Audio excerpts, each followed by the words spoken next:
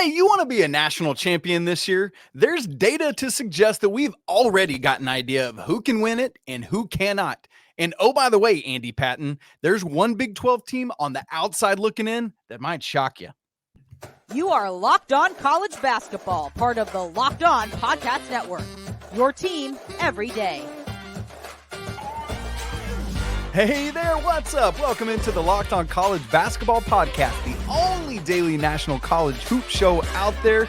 This is my guy, Andy Patton. I'm Isaac Schade. We're your co-hosts, and we want to welcome you in where you get your college basketball content every single day.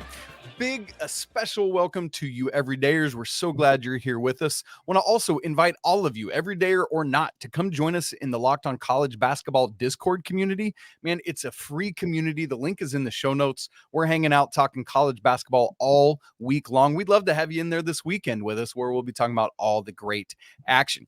This episode is brought to you by Game Time. Download the Game Time app, create an account, and use code Locked On for $20 off your first purchase.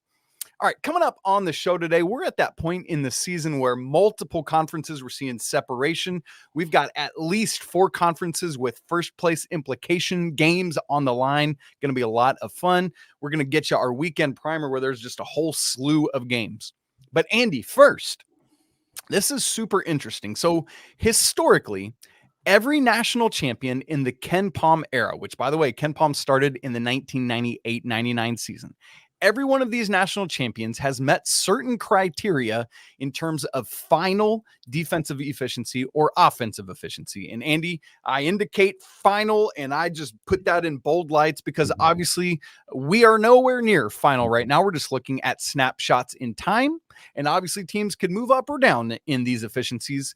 But right now, we already are starting to get a good idea of who could win the national championship and who could not. Because, Andy, there are 24 national champions in the KenPom era. All 24 of them have finished top 22 in defensive efficiency.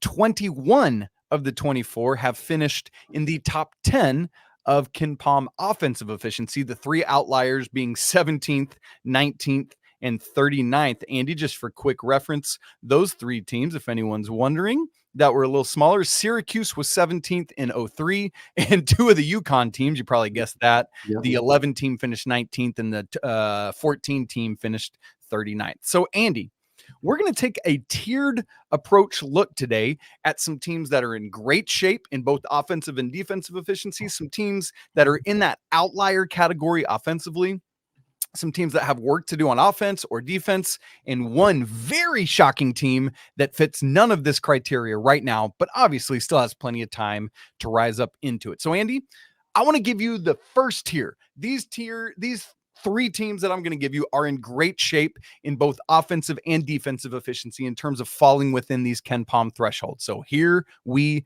go. Only 2 teams right now in the top 10 in both. That's Arizona, who is 8th in offensive, 5th in defensive.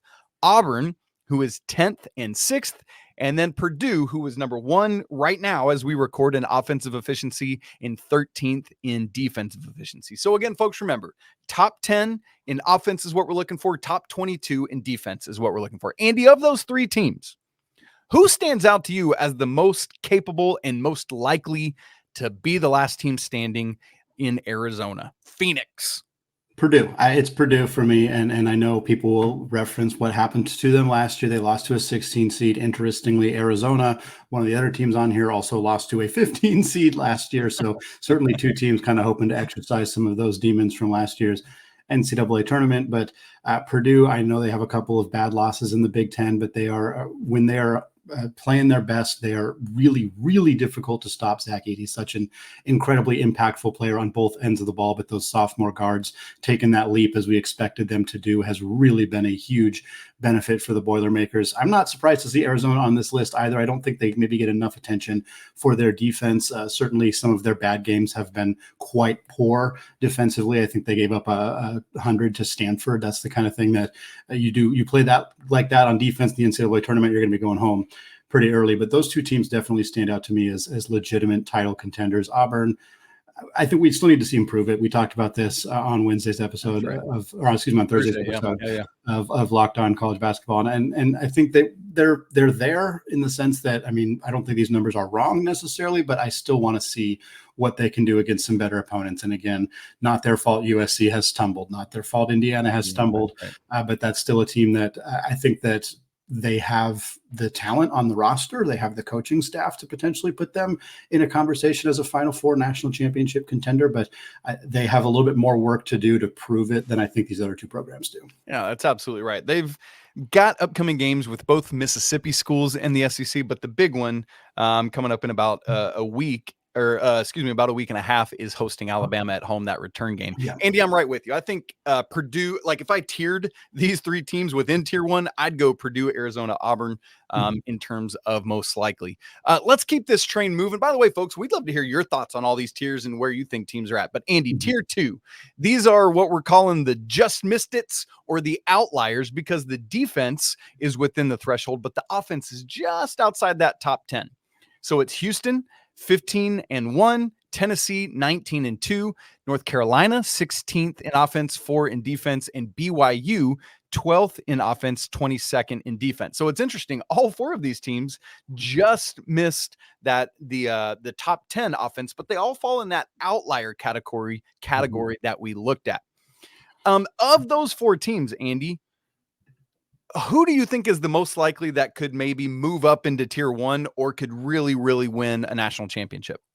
I think I was kind of debating in my head. I knew that was the question coming, and I was like, I mean, there's three teams that I think is the reasonable answer with no disrespect to BYU. I don't think that they feel like a bit of an outlier within this outlier conversation. They're just, they haven't quite proven it against quality competition. I think they're much, much better than many people expected them to be, but the KenPom data for them has continued to kind of rank them a lot higher than I think the actual perception for that team might be. But I'm almost inclined, if we're talking about who's most likely to move into tier one, I'm inclined to say North Carolina. They're 16th in offense, 4th in defense. I think they're going to maintain that ranking defensively, or at least stay in that top 10. They've played really, really good defense this year. Big shout out to Hubert Davis, not only for implementing a defense that fits the personnel, but for getting the kind of personnel in the transfer portal this offseason that I think fits around the talent that they already had. And I think offensively, this is a team that hasn't at times played to their potential, whereas Houston, I think, is a great offensive team at times, but we have seen them really struggle at times as well. And they're really dependent on Jamal Shedd and LJ Cryer. And Tennessee, I think, is really dependent on Emmanuel Sharp to a lesser degree, let me say. Yeah, yes, true. And Tennessee really depended on Dalton Connect. Obviously, they have other talented players on that roster, but Carolina feels a little bit more balanced. Obviously, RJ Davis, huge piece for them, but Cormac Ryan hasn't quite played to his potential. Harrison Ingram can play really well at times. Of course, they have Armando Bacot. So I just feel like they have enough variety in how they can score that they are more likely to move into that top 10 conversation. They're playing a less challenging schedule the rest of the way than both Tennessee and Houston, just because the ACC is down this year. But I think they're probably the best team out of this group and the most likely to be in that top 10. But I think all three of these teams are legitimate national title contenders with the way they have played up to this point this season. Yeah, BYU to me has the most variability because they can shoot themselves into or out of a game just because they just jack up so many threes. Whereas Houston, Tennessee, and North Carolina all have greater consistency with how they play. Completely agree with your assessment that North Carolina is the most balanced offensively. And so all things being equal, pretty much defensively with those three teams, which are all top 4 in defensive efficiency, North Carolina is the best offense. So Andy, the next two groups of teams, tier 3A, work to do on defense, tier 3B, work to do on offense. So the teams that need some defensive help: UConn, Kentucky, Baylor, Wisconsin, Alabama, Duke, and FAU. I'm not going to rattle off all the numbers, but just know these 7 teams are all top 11 offensively and very not top 22 defensively. So Andy, out of these, which do you see having the most capability to improve what they're doing defensively and move up a tier? I think it has to be UConn. I mean, obviously they've missed Donovan Clingan for huge chunks of the season. He's healthy now. I think that makes a massive, massive difference. Kentucky got themselves a difference maker potentially as well in Zvonimir Ivisic. I don't think that he is as capable of impacting Kentucky defensively as Donovan Clingan, and also UConn is 28th in defense, so their ability to move into the top 22 is much easier than Kentucky, who is 97th.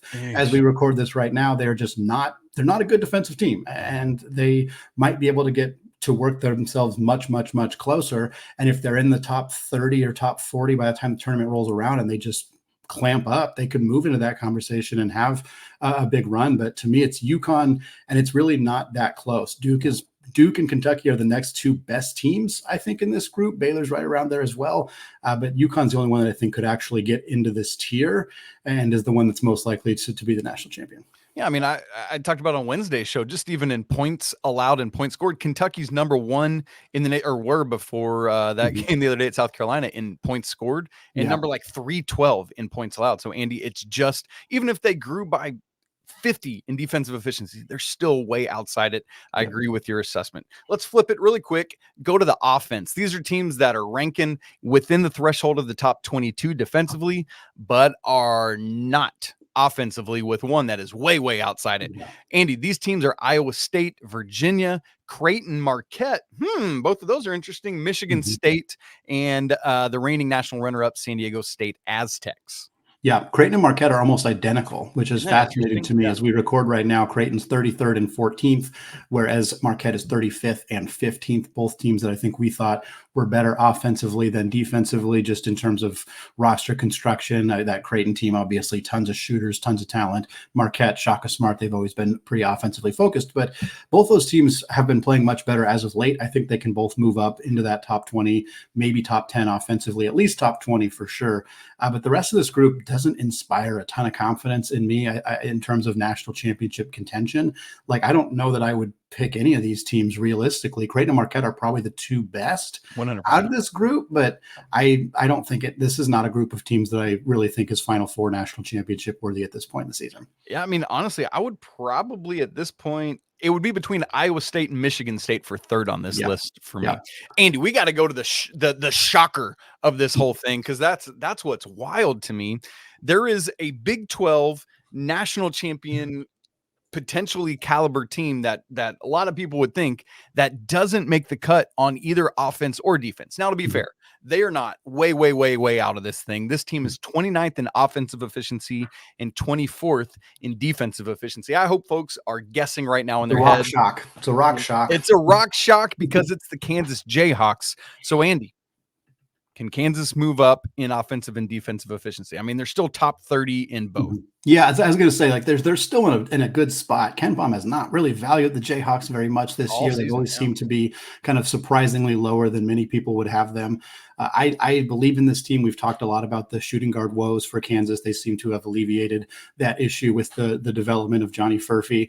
I think this team has some serious growth to potentially be done, and they get a really good schedule the rest of the way, being in the Big 12. So I honestly wouldn't be shocked if they're top 20 in both categories.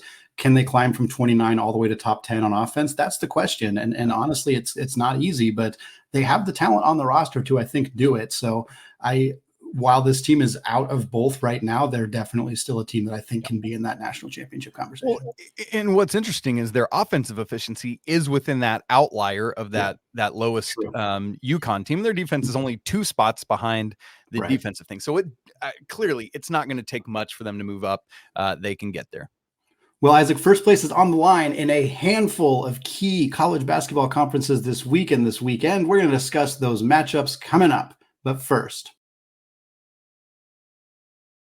today's episode of Locked On College Basketball is brought to you by Game Time. Folks, the big game is coming up, and it is in Las Vegas. And what could you do with $100 extra in Las Vegas? Well, you could go to Legacy Stadium and get yourself some incredible food, watch some incredible basketball on all their big screen TVs. Game Time. It is the fast and easy way to buy tickets for all of the sports, music, comedy, and theater events near you. And right now, all users get $100 off when they buy a big game ticket with code Vegas100. With killer last-minute deals, all-in prices, views from your seat, and their best price guarantee, Game Time has exactly what you need. And folks should not have to worry when they're buying tickets to your next big event. And thankfully, Game Time, well, they got you covered, because Game Time has deals on tickets right up to the start of the event and even an hour after it starts. So take the guesswork out of buying tickets with Game Time. Right now, all Game Time users get $100 off a big game ticket with code Vegas100. Terms do apply.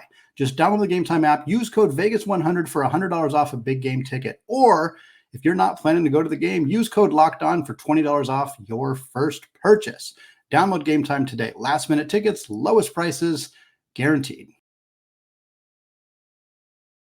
Well, Isaac, we got a handful of conference games that are going to determine first place in those conferences going forward, including the Mountain West. Let's get right into it. Utah State going on the road to take on Leon Rice and the Broncos of Boise State. This game is on Saturday at 4 p.m. Eastern time.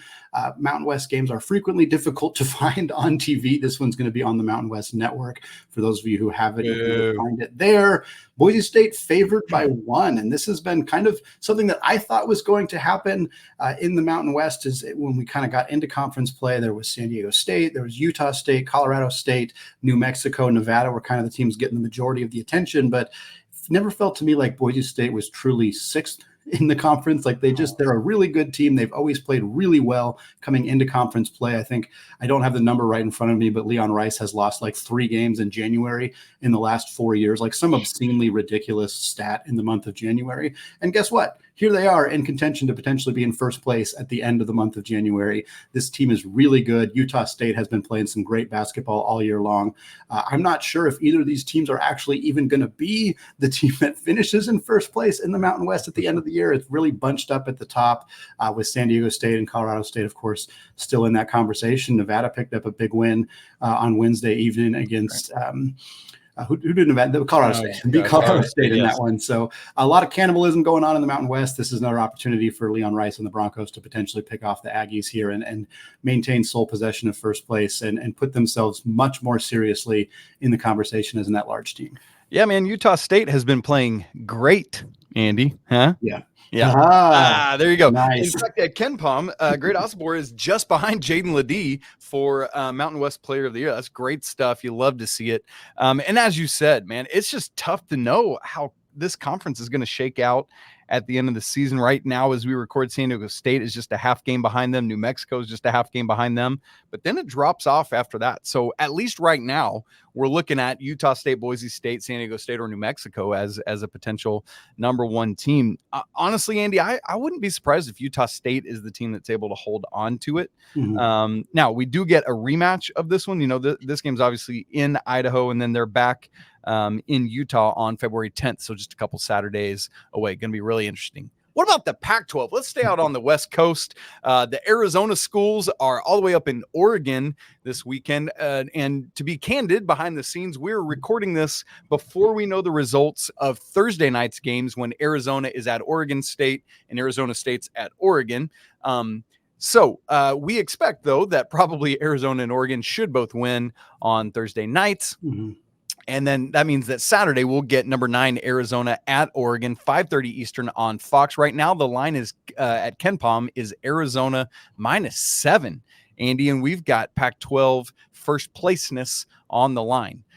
This one feels a little more clear cut to me as we look at the Pac-12 standings than the Mountain West, that probably one of these teams is going to finish atop the league standings. Yeah, I think Oregon's a team that hasn't gotten a ton of love from like an AP poll perspective. Mm-hmm. They haven't gotten a ton of love in our rankings necessarily. And they've also dealt with a lot of injuries. And N'Faly Dante was out for a huge chunk of the season. Nate Biddle was out for a huge chunk of the season as well. Mookie Cook only recently returned to the lineup for them. I think he's now suffered another injury. I'm not sure what his status is going to look like for this Arizona game. But when this team's at full health, which they just haven't had a lot of opportunities to be, they're really good. And Arizona has historically really struggled at Matthew Knight Arena where the Ducks play. And I would not be surprised if Oregon, who really needs a emphatic win, they need something to kind of make their resume pop. Yeah. This is the kind of game that would do it for them. If they pull off a victory here, I think they start to get some of that top 25 buzz. And if you're in February and you're in first place in the Pac-12 over Arizona, like, yes,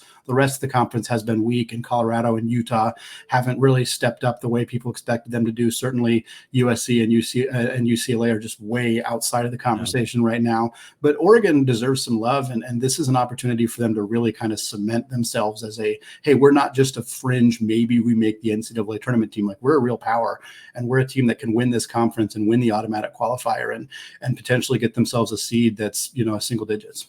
Yeah, I mean, the only thing with Oregon is they lost both their games last weekend on the road at Colorado and Utah. Yeah, that hurt but them. If they can win both games this weekend, they're on the road at the LA schools next weekend, and that should put them in prime position there. And then, I mentioned it seems pretty clear cut that it's these two teams at the top, but with Colorado back healthy again, I think that is a third team that could challenge. Andy, the other first place implications on Saturday that we just want to mention here is number 16 Dayton at Richmond. Both of these teams, Andy, come into the game 6-0 in A10 play. This game is at 6 Eastern, so just tipping half an hour after that Pac-12 game on CBS Sports Network. The line is Dayton -3 at KenPom. I mean, where are you at on this one? Yeah, fun matchup here. A10 hasn't gotten as much love this year. I think there's a lot of expectation that they could kind of get back to being a two-bid conference. Not sure that that's going to shake out. It's barring a upset of Dayton in the A10 tournament, which of course could happen. You never know. But Richmond is a very good team that's not getting a lot of respect or love. They're 6-0, like you said, in the conference, and I expect Dayton to win this one. But this is the toughest game they might play in the entire conference, going on the road here. And Deron Holmes is going to have a monster game for the Flyers if he's able to do so. He will, which he rarely doesn't. He's an absolute beast, but I think this is going to be a really kind of sneaky, fun mid-major game, and one that could have some serious implications. Certainly, if Dayton goes and wins big, that kind of shows their level in the A10. But Richmond is more than capable of winning this game, and I think at that point they'll start to command a little bit more respect. And certainly, I think the narrative will probably be, oh, Dayton's now going to fall out of the top 25 or drop significantly. But I think that hopefully there's some focus on Richmond if they do pull off a victory here, because they're a good team. Yeah, it's a helpful eyeball game in terms of the selection committee watching it. By the way, Dayton, after Samford lost earlier in the week, is now the owner of the nation's longest winning streak at 13. Right behind them, McNeese State. What up, Will Wade, with 12 straight. Andy, there's a lot of great other action this weekend. Kansas, Auburn, Kentucky, Carolina, all on the road. We know what that narrative has been like this weekend. Who's going to be coming into next week unscathed? We'll discuss that in just a second. Right after I tell you that this episode of Locked On College Basketball is brought to you by FanDuel. The NFL playoffs are rolling. We got the conference championship games this weekend, and there's still time to get in on the action with FanDuel, America's #1 sportsbook. Right now, new customers get $150 in bonus bets guaranteed when you place a $5 bet. That's $150 in bonus bets, win or lose. The app is very easy to use, and there's so many different ways to bet, like live same game parlays, bets in the new Explore tab. You can make any parlay there in the Parlay Hub. Or how about national championship odds? We were talking about that earlier in the show. Right now, Purdue plus 750, UConn and Houston tied at plus 1,000, Arizona right behind at plus 1,100, North Carolina plus 1,300, and then Tennessee rounds out those top 6 teams at plus 1,500. So if you want to get in on that action, visit FanDuel.com/lockedon and make your first bet a layup. FanDuel, official partner of the NFL. All right, Andy, weekend primer time. Let's look ahead. As it's been lately, there's really just kind of one game of note on Friday. I think there's like only 8 total Division I games on Friday night, but there's one Big Ten game. It's Michigan State at number 13 with Wisconsin. That's when you go with Wisconsin somewhere. Wisconsin, this game is an 8 Eastern tip on FS1. We actually have a FanDuel line for this one. It is the Badgers -3.5. Andy, this feels to me like a really, really interesting game. Can Izzo's crew go to Madison and knock off the Badgers? Yeah, absolutely. Wisconsin is vulnerable, I think. I mean, we've seen them lose to Penn State. We saw them narrowly escape with a win over Minnesota. Like, I think this Wisconsin team is good, don't get me wrong, but Tom Izzo's team, they play better as the year goes on. That's always been the case. They've really started off in a challenging spot, obviously, early in the year. But I think that they're, with the way that they've been playing lately, with the way Wisconsin's been playing lately, I think this is an absolutely a game that Wisconsin could lose, and that Michigan State could pick up some ground and kind of some momentum going forward. But it's going to be a close one. I think it's going to be a really good game. Well, and if Michigan State can pull it off, that'd be 4 in a row. But after that, they get Michigan, Maryland, Minnesota. So Ooh, it could be a big old streak yeah. for the fighting Izzos. Andy, let's move to Saturday. I want to give you, man, Saturdays in the Big 12, dude, are like Yeah. American Gladiators new edition. Here's 5 Big 12 games I want to mention to you, and then I want to see what you're most interested in. K-State at number 4, Houston, noon on ESPN. How about this? KenPom line, Houston minus 17, Andy. That's too much. Next, number 7, Kansas at number 23, Iowa State, 1:30 on CBS. KenPom line, Iowa State minus 4. Number 20, Texas Tech at number 11, Oklahoma, 2 Eastern, ESPN Plus. Sooners by 4. Texas at 21, BYU. 2 Eastern, ESPN2, BYU minus 8. TCU at number 15, Baylor, 4 Eastern on ESPN2, Bears minus 6. Andy, these matchups are super intriguing to me. What do you like the most? It's a 5-way tie. No, I had a hard time picking. I think I'm going to go with Kansas at Iowa State. Iowa State just comes off a victory over Jerome Tang and the Wildcats, a tough, hard-fought game for them. Now they host the Jayhawks. I think this is a really important game for both teams, for Iowa State to continue to establish that they are a legitimate player in the Big 12. They've played very well as of late.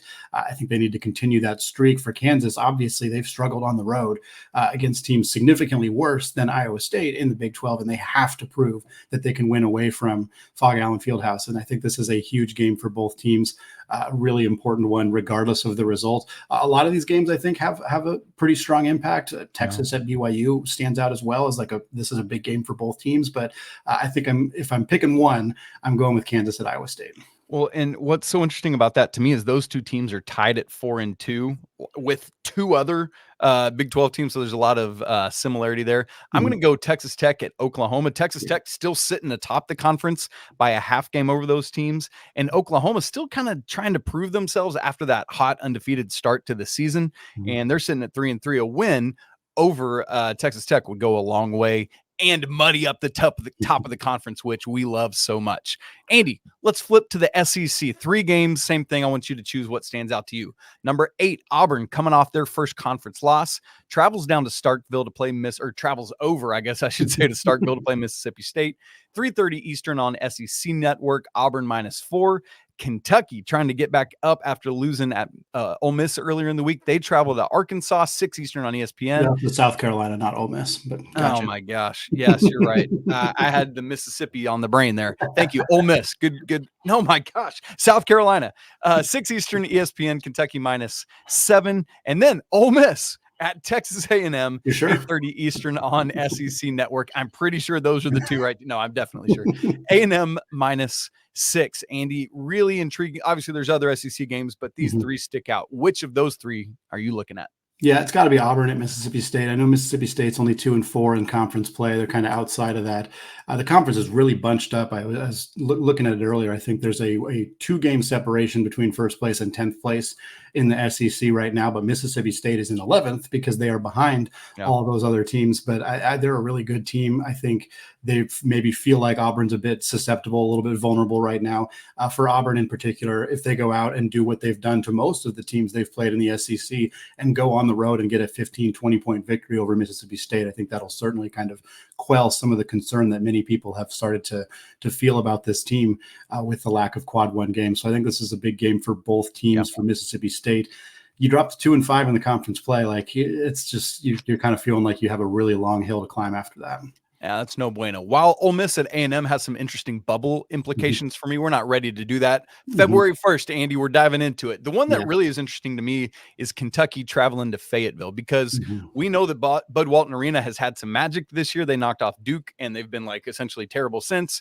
But Kentucky, we've seen 2 performances of very different results since Ivisic has gotten eligible. So really curious to see what Coach Cal's team can do to get back off the mat. Andy, how about the ACC? We've got number 3, North Carolina at FSU, 2 Eastern on ESPN, Carolina minus 8. And Clemson at number 12, Duke, 4 Eastern on ESPN, Duke minus 7. This comes a Saturday before the first Duke North Carolina game of the season. But man, the top of the ACC is North Carolina and everyone else, but FSU can bring them back to the pack. What do you like between these two games? Yeah, these are some intriguing games. I do think that the favorites here are going to win. I think Carolina and Duke are going to win, and they're going to have an epic battle next week. But it's neither of these are super easy games. Clemson has been incredibly inconsistent coming into conference play. We talked early in the start of the conference play, like, oh, let's see if they are going to do that thing they always do where they struggle once they get into the ACC. And unfortunately, that has been the case. But this is an incredible opportunity for them to kind of right the ship and pick up a huge victory at Cameron, where Duke, of course, just lost to Pitt. So they're wanting to make sure they save face and protect their home court. North Carolina has played such good basketball as of late. It's kind of hard to imagine them losing to Florida State, who's been not very good for the majority of the season, but they've played a lot better as of late. And any road game in conference play is tough. So I think that one definitely has a little bit more intrigue than maybe people might expect. I wouldn't be surprised if Florida State, at the very least, keeps this thing really close all the way throughout. But two games where I do expect the favorite to win, but I don't think it's going to be super easy for either of them. Let me fly through quickly a couple other games we wanted to note. Indiana is at Illinois, 3 Eastern on Fox. Illinois minus 15 at KenPom. Some Big East intrigue. Seton Hall trying to stick up there with those top teams is at Marquette. Big opportunity for the Pirates to claim a win. 1 Eastern on FS1, Marquette minus 8. And Andy, it's cruel to have to mention this, but we must. UCLA at USC, 8 Eastern on ESPN2. It's the LA futility game. Trojans minus 6 at KenPom. And then just two games we want to mention on Sunday. North Texas at number 22 FAU, 1 Eastern on ESPN2. The line is FAU minus 7 in the AAC. We know it's kind of FAU in Memphis, but can North Texas hang in there near the top of the conference? Speaking of which, number 19, Memphis travels to UAB. That one is 5 Eastern on ESPN. Memphis minus 5. Andy, should be a great weekend. Should be a great weekend indeed. We are very excited about this. We're coming back next week, like we said, with some bubble watch stuff as well as we get closer and closer to March. That is going to wrap it up for us today and this week here on the Locked On College Basketball Podcast. I want to thank all of you who have made this show your first listen or your first watch of the day. Remind you to join us in our Discord channel if you have not done so yet. It is free, and we will be talking about all of these matchups and every other matchup going on that Discord channel throughout the weekend. So join us there and come hang out with us. Apologies to the Lawyer family. Let's go Wildcats. Lots of them in action this weekend. And until Monday, peace out.